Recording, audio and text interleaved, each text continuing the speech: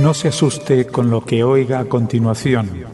Es el eco del pasado cuando empezaron las emisiones de Radio Sefarad a finales de enero del 2004 y cuyos informativos semanales hemos reunido para revivir lo que entonces pasaba desde la perspectiva de nuestro tiempo. En Radio Sefarad, noticias. Hola, ¿qué tal están? Bienvenidos. Arafat, en su limbo vital, y el futuro de la Autoridad Nacional Palestina siguen protagonizando la actualidad informativa. Los 4 principales líderes de la Autoridad Nacional Palestina viajan a París para resolver la cuestión de la sucesión de Yasir Arafat, a pesar de la oposición de su esposa Suja. Los líderes que han viajado hacia la capital francesa son el primer ministro Ahmed Kurey, el ex primer ministro Mohammad Abbas, el ministro de Exteriores palestino Nabil Shaat y el portavoz parlamentario Rawi Fatouh. Los miembros del gabinete de crisis esperan obtener con esta visita una certificación sobre el estado de salud real del Raïs palestino, para iniciar así la sucesión presidencial. Ciertos sectores palestinos acusan a la mujer de Arafat, Suja, de mantener un enorme poder en su mano y de controlar todo el flujo de información sobre el estado de salud de Arafat, además de controlar los vastos fondos recaudados por la OLP. Estamos asistiendo a una verdadera novela de intrigas. ¿Está vivo? ¿Está muerto? ¿Quién será el sucesor? Unos viajan a la capital de las luces, otros, como Dahlan, vuelven con misteriosas cartas en la mano. En la sombra, la figura de Suja, la mujer exiliada del Raïs.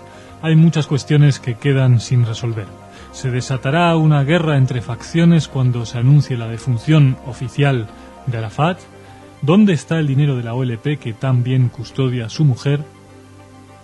Otro factor de preocupación añadido en la zona llega desde el Líbano. Un avión espía perteneciente al grupo terrorista Hezbollah sobrevuela el espacio aéreo israelí. El avión espía, equipado con una cámara, atravesó la ciudad de Naharía, en el oeste de Galilea. El ejército israelí identificó el aparato muy tarde y no fue capaz de derribarlo. 2 semanas antes, el líder de Hezbollah, Hassan Nasrallah, amenazó diciendo que su organización iba a responder a las violaciones que Israel realizara en el espacio aéreo libanés. Que una organización terrorista como Hezbollah pueda sobrevolar el espacio aéreo israelí es motivo de cierta inquietud. Está claro que el gobierno sirio es responsable, por acción o por omisión, de dejar campar a sus anchas a los seguidores de este grupo extremista. La política es, como siempre, un hervidero en Israel. El Partido Nacional Religioso anuncia que abandonará la coalición de gobierno. Con el abandono de este partido religioso, la coalición gobernante encabezada por el Likud de Ariel Sharon deberá buscar nuevos socios para lograr una mayoría suficiente para gobernar. El representante del Partido Nacional Religioso, Nissan Slomiansky, declaró que su partido abandona la coalición ante la negativa de Ariel Sharon a convocar un referéndum sobre la desconexión de Gaza. Por otra parte, se cumplen 48 años de la primera retirada israelí del Sinaí. El gobierno Sharon tendrá que buscar nuevos socios para obtener una mayoría que le permita gobernar. Desde que los rebeldes del Likud alzaron su voz contra el primer ministro ante la aprobación del plan de retirada, la disolución de la actual coalición era un hecho previsible. Los objetivos del plan Sharon alcanzan mayores simpatías entre la izquierda que entre la derecha israelí. Paradojas de la agitada política israelí y del propio carácter camaleónico de Ariel Sharon. En Francia, la polémica sobre el antisemitismo sigue viva. Hubo una marcha contra el racismo y el antisemitismo en París, pero las organizaciones judías decidieron no asistir. Les contamos por qué. Cientos de personas participaron en la manifestación convocada por organizaciones antirracistas y apoyada por sindicatos y grupos de izquierda. Las organizaciones judías, agrupadas bajo el paraguas del CRIF, han rechazado participar, ya que una de las organizaciones presentes en la manifestación era la Unión de Organizaciones Islámicas Francesas, un grupo extremista musulmán. Es conocido que bajo el paraguas de la antiglobalización, antiimperialismo, antirracismo, se cuelan muchas veces organizaciones muy poco asimilables con los valores democráticos y la libertad. En España tenemos con las marchas contra Israel continuos ejemplos de este hecho. A pesar de que parezca impopular, desmarcarse de ciertas manifestaciones es también una manera de denunciar la hipocresía, a veces venenosa, de los anti. La cultura judía vive un auténtico renacimiento en los países de Europa del Este. Se lo hemos contado en otras ocasiones. 2 noticias nos traen las últimas novedades. El Museo Judío de Praga celebra los 10 años de su reapertura. Este museo forma, junto a las incomparables sinagogas que lo rodean y el cementerio judío, uno de los lugares más emblemáticos de la judería europea. Durante 40 años, la expresión de la cultura y la religión judías fueron reprimidas por el régimen comunista. El Museo de Praga incluye cientos de muestras de la vida judía en la República Checa, incluyendo objetos rituales, documentos, fotografías y más de 100.000 libros, además de albergar un lugar de oración. El museo más visitado del país, con más de 500.000 de visitas anuales, se ha convertido en un centro educativo de referencia para la cultura judía del centro y el este europea, así como en un símbolo del renacimiento de la cultura judía después del comunismo. La cultura judía checa ha dado enormes muestras de su vitalidad a lo largo de la historia. Grandes pensadores como el rabino Löw, el llamado Maharal de Praga, escritores como Franz Kafka, dan buena muestra de ello. La eclosión, además, de Praga como una atracción turística mundial ha permitido a millones de personas acercarse a este importante legado judío. La siguiente noticia nos llega desde Ucrania. Se abre un nuevo centro comunitario judío en la ciudad de Zaporozhye. El nuevo espacio comunitario incluye un teatro, un gimnasio, una cocina kasher y un centro asistencial para los judíos más necesitados. El complejo de Zaporozhye fue financiado por el Comité de Distribución Americano Joint y por organizaciones judías británicas para responder a la demanda de una población local de entre 15.000 y 20.000 judíos. Se calcula que más de 500.000 judíos viven actualmente en Ucrania. Un porcentaje importante de ellos viven por debajo de la línea de la pobreza. Aplaudimos la creación de este nuevo centro en Ucrania, un país que siempre ha mantenido una importante presencia judía. En nuestra última noticia les hablamos de el refranero sefardí. Un total de 4.000 refranes utilizados y conservados por los sefardíes han sido reunidos por el profesor Jesús Cantera Ortiz de Urbina en Un diccionario del refranero sefardí. El autor del diccionario recogió el material de sus viajes por Marruecos, Tánger y Tetuán y de sus contactos con sefardíes, entre ellos el gran rabino de Buenos Aires. En esta obra figuran refranes como quien asombra a la mansebés, acose a la vejez, quien siembra en su juventud, recoge en su vejez, jajam y mercader, alegría de la mujer, intelectual y negociante, alegría para la mujer. Según el autor del libro, Jesús Cantera, la lengua, las coplas y los romances del sefardí se están perdiendo como consecuencia de los cambios que han sufrido los sefardíes tras la Segunda Guerra Mundial y su integración en Israel, Norteamérica o países iberoamericanos. El refranero sefardí es muy amplio, está basado en antiguos refranes españoles, metáforas hebreas y dichos propios de los países de asentamiento de los judíos españoles, como lo son los turcos, marroquíes o griegos. Hasta aquí hemos llegado. Esta ha sido nuestra síntesis de noticias. Gracias por escuchar Radio Sefarad. En Radio Sefarad, noticias. Hola, bienvenidos a este espacio de información en Radio Sefarad. En España se realiza un acto en homenaje a las víctimas israelíes del terrorismo. Amnistía Internacional organiza un acto simbólico en Sant Cugat del Vallès, Barcelona, para mostrar su rechazo a los atentados suicidas y a la muerte de civiles israelíes. Al mismo tiempo, Amnistía Internacional declaró que la legítima necesidad de defensa de Israel de proteger la vida de sus ciudadanos no justifica algunas de las acciones emprendidas por el gobierno de Ariel Sharon.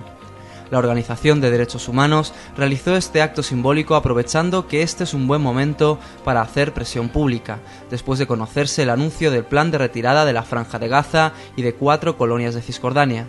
En España tenemos nuestra cuota de manifestaciones anti-israelíes mensuales. Allí se congregan desde los sindicatos mayoritarios, organizaciones de izquierda de distinto signo y plataformas de apoyo a la causa árabe.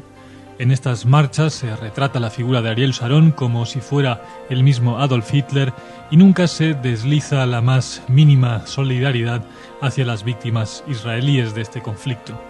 Por eso aplaudimos especialmente que una organización de derechos humanos como Amnistía Internacional llame a las cosas por su nombre. Continuamos. El juez Garzón suele ser noticia por instruir las causas sobre el terrorismo islámico. En este caso lo es porque recibe un importante premio en Francia. El juez español Baltasar Garzón ha recibido el Gran Premio 2004 de la Academia Universal de las Culturas, una institución presidida por el escritor y Nobel de la Paz Elie Wiesel. Al anunciar la concesión del premio a Garzón, la Academia destacó la carrera fuera de lo común del magistrado desde hace 20 años. En la ceremonia se señaló que en España Baltasar Garzón se dio a conocer por su lucha sin tregua contra la droga, el blanqueo de dinero y las redes terroristas, y en Francia por la detención de Augusto Pinochet en Londres en 1998, en virtud de una orden de arresto cursada por él. La Academia, creada en 1992 por Wiesel, premia cada año una labor que ha contribuido a la lucha contra la intolerancia, la xenofobia, la discriminación contra la mujer, el racismo, el antisemitismo, la miseria, la ignorancia y la degradación deliberada de ciertas formas de vida. El juez Garzón es un magistrado que ha contribuido a través de su acción judicial a luchar contra las grandes lacras de la humanidad. Además, siempre se ha significado por su defensa de los valores democráticos y por la búsqueda de una sociedad más justa. El terrorismo es tema de nuestra próxima noticia. Según las últimas investigaciones, el asesinato del cineasta holandés Van Gogh puede tener relación con células que están activas en nuestro país. La policía holandesa estima que el asesinato del cineasta holandés Theo Van Gogh podría haber sido encargado por un terrorista huido que estaría en España, según informa el periódico The Wall Street Journal en su edición europea. El director de cine fue asesinado a tiros el pasado martes en Ámsterdam por un joven de nacionalidad holandesa y marroquí. El cineasta era conocido por su crítica al fundamentalismo islámico y por declararse seguidor del político de ultraderecha, también asesinado, Pim Fortuyn. El asesinato del cineasta ha originado este fin de semana una serie de incidentes violentos contra mezquitas y centros musulmanes en Holanda. Las investigaciones judiciales recientes en España, iniciadas en su mayoría tras los atentados del 11M, han revelado que existen relaciones estrechas entre extremistas islámicos por toda Europa. Por otra parte, Holanda, conocida como el paraíso de la tolerancia y la multiculturalidad, parece sufrir un auge del fanatismo, tanto por parte de musulmanes radicales como de extremistas de la ultraderecha, seguidores del malogrado líder Pim Fortuyn. Nos trasladamos a Oriente Próximo. Ayer les dábamos noticia de una sofisticada acción de espionaje de Hezbollah en Israel. La prensa israelí acusa a Irán de estar detrás de esta operación. Expertos de la Guardia Revolucionaria iraní participaron en el lanzamiento desde el Líbano de un avión espía de Hezbollah que sobrevoló el norte de Israel durante algunos minutos al comienzo de esta semana, según informa el diario israelí Haaretz. Al-Manar, el canal de televisión de la organización integrista Sií, emitió imágenes el lunes que supuestamente habrían sido grabadas por la cámara del avión espía. Según el rotativo israelí, Irán ha proporcionado varios de estos aviones a Hezbollah. El apoyo de Irán a las organizaciones terroristas se había limitado, hasta el momento, al suministro de armamento o dinero. En este caso, además, Irán ha mandado a sus expertos a un tercer país para actuar contra Israel. El incidente puede ser considerado como un caso de clara agresión contra Israel. El Líbano no puede lavarse las manos de este asunto y pretender no haber sabido nada.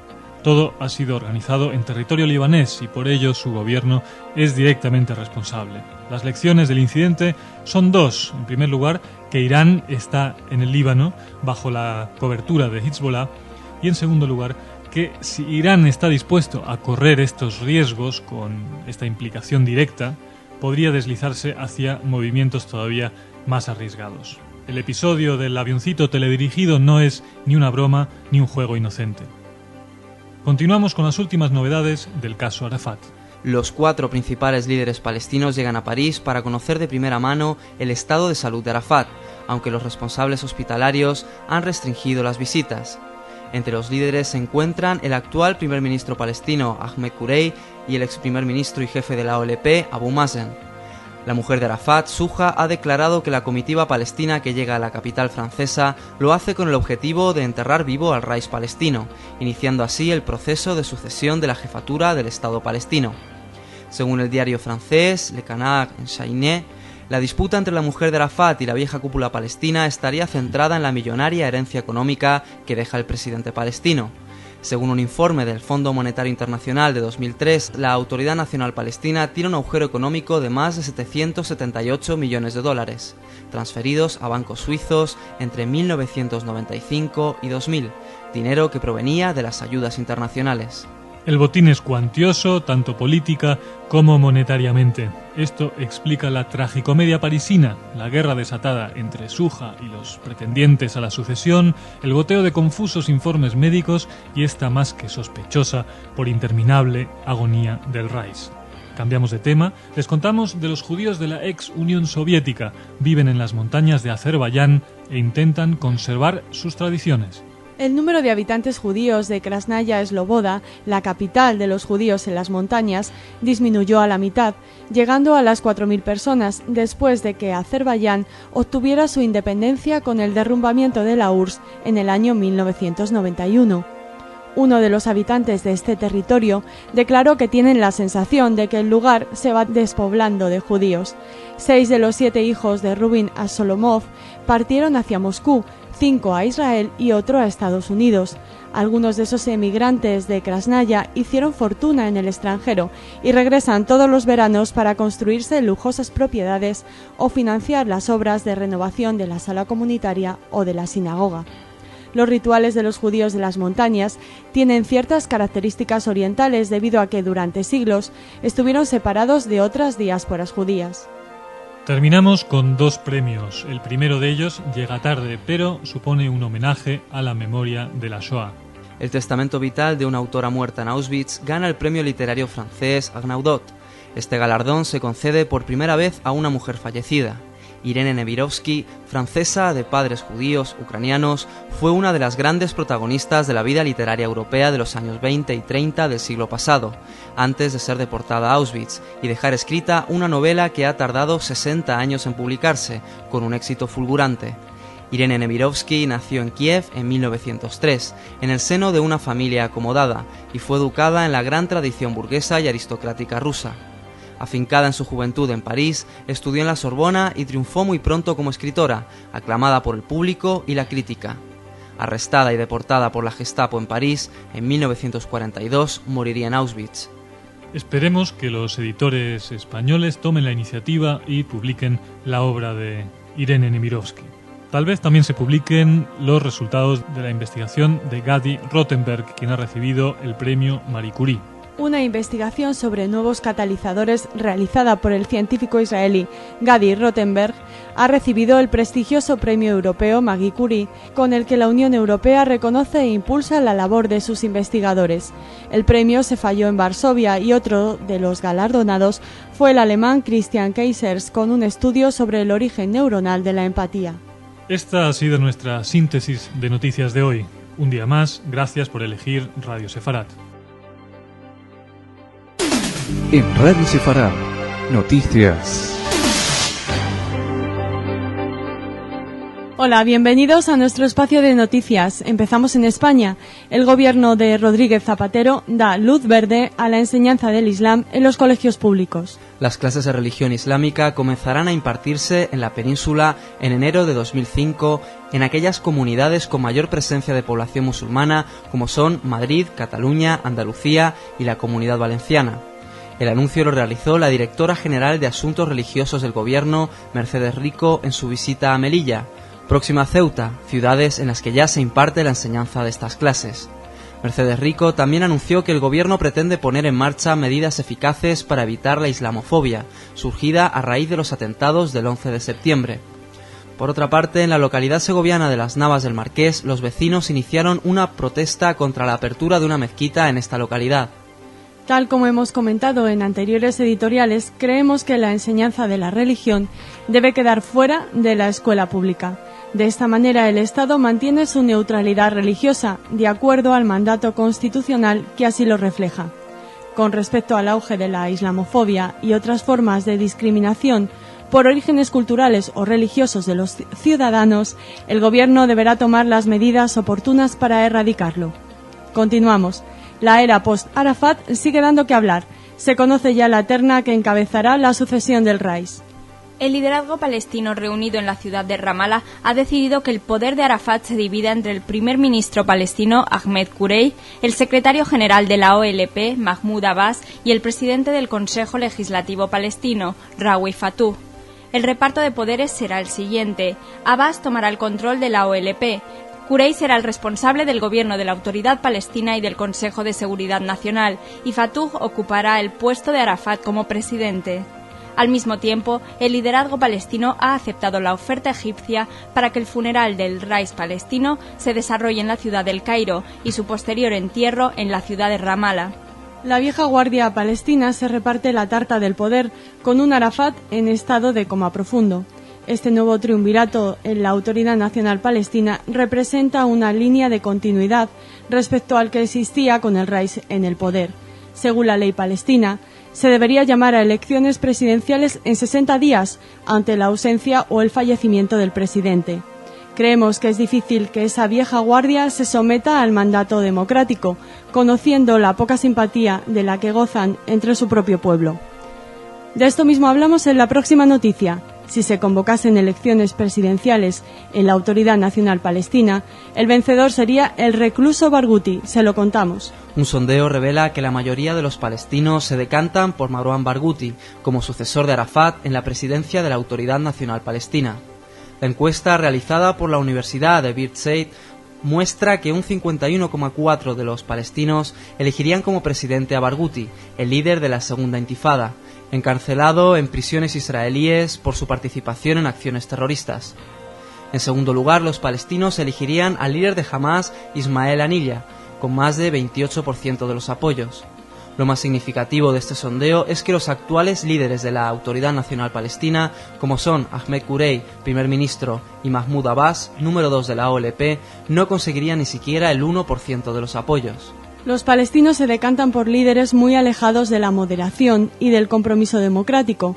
Con la escasa adhesión y simpatía que desprenden Ahmed Kurey y Mahmoud Abbas, los futuros 1 y 2 de la administración palestina, es previsible una escalada de la violencia para intentar imponer en el gobierno a líderes más carismáticos como el propio Barghouti o representantes de Hamas. En Israel, las noticias no son solo políticas, la ciencia de este país está de enhorabuena. El Parlamento israelí rinde honores a los 2 científicos israelíes galardonados con el Premio Nobel de Química este año. Los 2 profesores, Abraham Hershko y Aaron Ciechanover, hablaron ante el Comité de Ciencia, Tecnología y Educación de la Knesset. Los 2 premiados con el Nobel, que recibieron una medalla honorífica del Parlamento, hicieron un llamamiento al gobierno israelí para que continúe invirtiendo en investigación y en estudios superiores para que el país no pierda competitividad con respecto a otros países. Estos 2 científicos son los 2 primeros israelíes en obtener un premio Nobel en el campo de las ciencias exactas. Israel es un país con un considerable desarrollo tecnológico y científico en todos los campos de las ciencias exactas.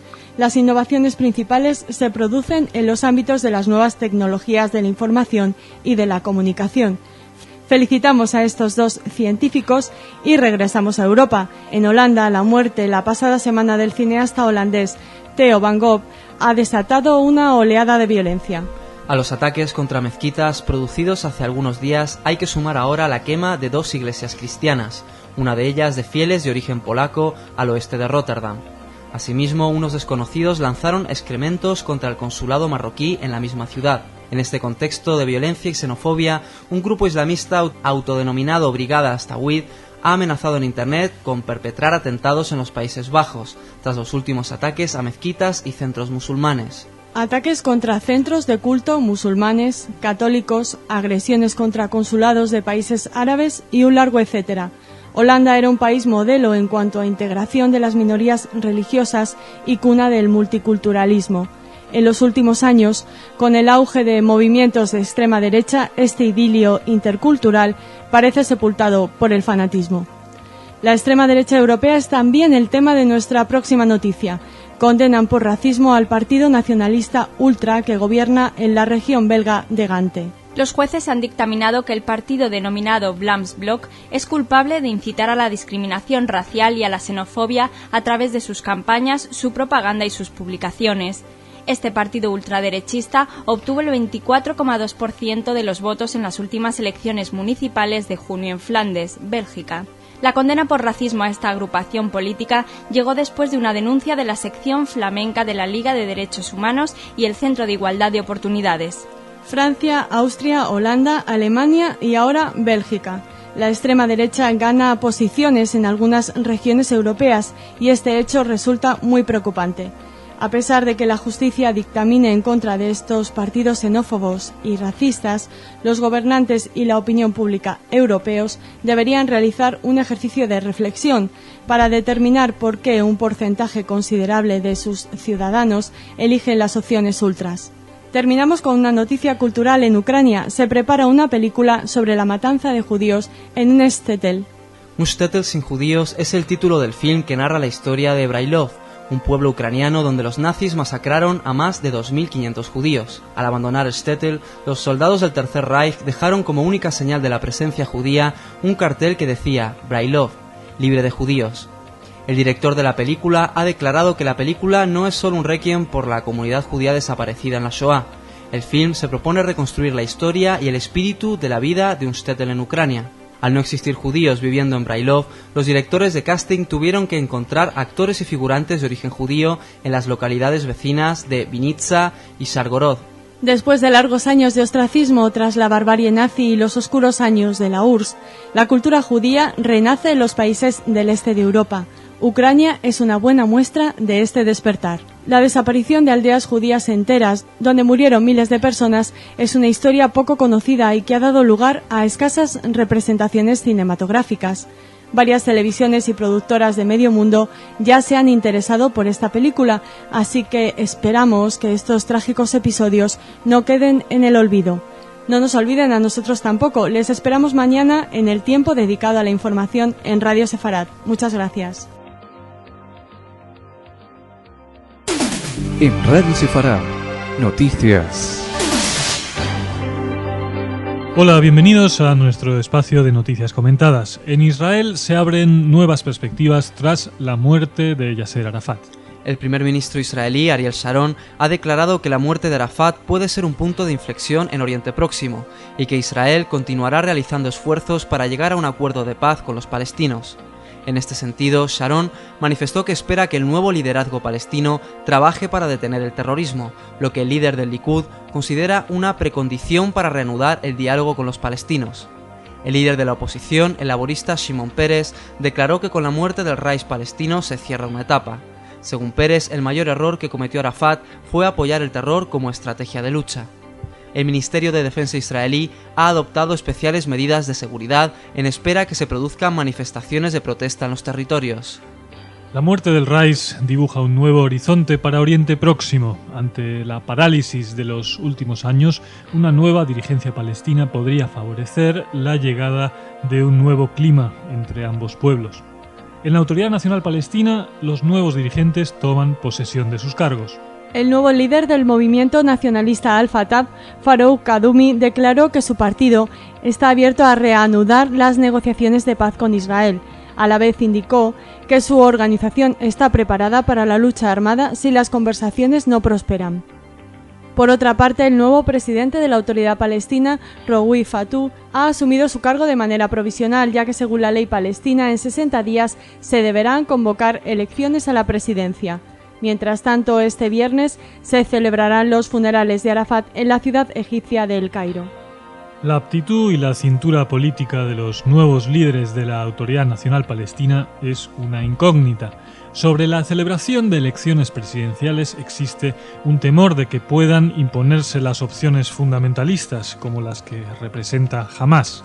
El peligro es que si el resultado democrático no fuese aceptado, se desate una guerra civil entre los palestinos como la que se produjo en Argelia en el año 92. Continuamos. Artistas españoles editan un disco en recuerdo de su visita al Reich palestino. Los artistas españoles que viajaron el mes de febrero a la Autoridad Nacional Palestina para entrevistarse con Arafat han editado un disco y un DVD sobre su estancia en los territorios palestinos. Según declaró la presidenta de la Plataforma de Mujeres Artistas contra la Violencia de Género, Cristina del Valle, el DVD reflejará momentos de las 2 horas de reunión que tuvieron en la Mucata con el fallecido expresidente de la Autoridad Nacional Palestina, Yasser Arafat. El CD incluirá 14 temas, la mayoría interpretados en el concierto de solidaridad con la causa palestina que ofrecieron en Ramallah, en las que participaron artistas como el grupo La Frontera y cantautores como Tonchu y Kako Senante. Estos artistas, que se dicen solidarios con causas nobles, deberían recordar que la figura a la que rinden homenaje ha sido responsable por acción o por omisión de la muerte de cientos de civiles israelíes y también, esto deberían de recordarlo, de miles de palestinos. Nos gustaría conocer, además, cuál es la opinión de la presidenta de la Plataforma de Mujeres Artistas contra la Violencia de Género sobre el papel que juega la mujer en la Autoridad Nacional Palestina. Hay noticias también alentadoras en Oriente Próximo. La UNESCO lanza el próximo 15 de noviembre la organización científica israelo-palestina IPSO. La nueva organización tiene como objetivo promover la cooperación científica para la paz en Oriente Próximo y permitirá a los científicos israelíes y palestinos compartir sus trabajos y experiencias.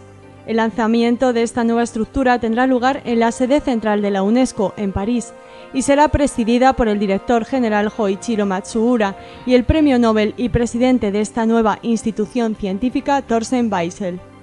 La ciencia y la cultura son 2 plataformas que sirven para el encuentro entre los pueblos. Son 2 lenguajes universales que hacen olvidarnos muchas veces de las diferencias y los desencuentros que crea la política. Nuestra próxima noticia nos lleva a Egipto. Su gobierno quiere que Estados Unidos ayude a combatir la islamofobia.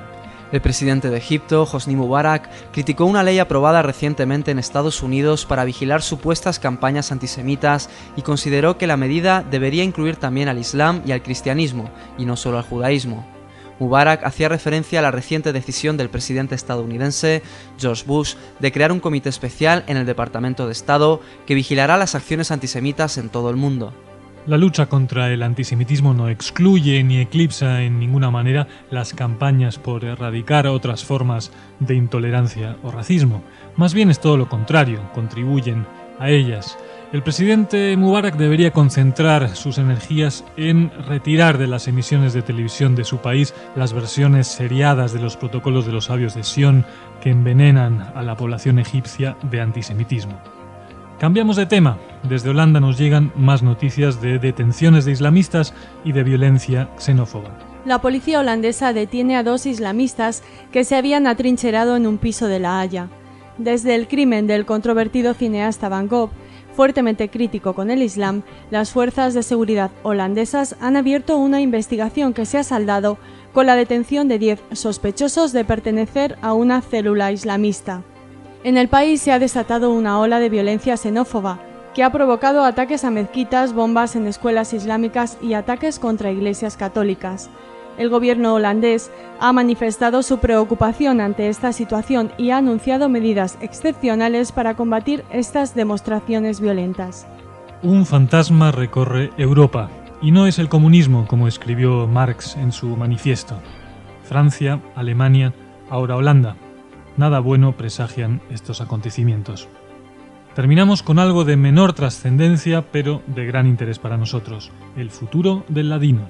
El profesor del Instituto Yad Tabenkin de Tel Aviv, Isaac Gershon, considera que el Instituto Cervantes debería hacer un esfuerzo suplementario para conservar el ladino, la lengua hablada por los judíos españoles que tuvieron que abandonar el país en 1492. Gershon, que participa en las 4ª jornadas sefardíes de La Rioja, que acoge el monasterio de Yuso, estima que existen entre 50.000 y 60.000 personas que hablan este idioma en Israel, aunque no como primera lengua, sino tan solo de manera residual. El profesor manifestó que es muy difícil que renazca el ladino, aunque cree que el fomento de los contactos entre Israel y España puede conducir a que muchos israelíes se acerquen al idioma español, y de ahí al ladino, con lo que se conseguiría conservar en parte al judeo español. Pueden escuchar una crónica sobre las jornadas de La Rioja en la programación de hoy en Radio Sefarat. Ciertamente un renacimiento del ladino es improbable porque ha dejado de ser lengua materna. Lo que sí está renaciendo es el interés por esta lengua judeoespañola, y no solo desde el romanticismo nostálgico, sino también desde el rigor científico. En Radio Sefarat intentamos contribuir a este esfuerzo en muchas de nuestras secciones. Gracias por su atención, shalom y buen fin de semana.